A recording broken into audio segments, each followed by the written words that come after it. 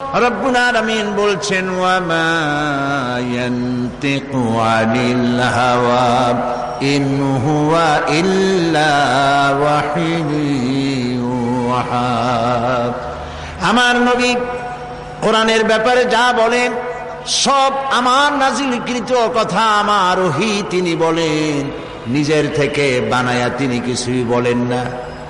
দুনিয়ার মানুষকে কোরআন সম্পর্কে রব্বুল আলামিন গ্যারান্টি দিলেন, ওয়ালাউ তাকাওয়ালা আলাইনা বা'দাল আকাওয়িল।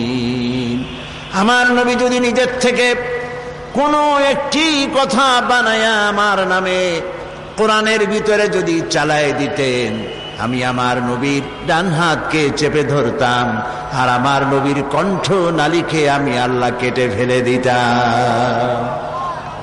একটি কথাও তিনি নিজের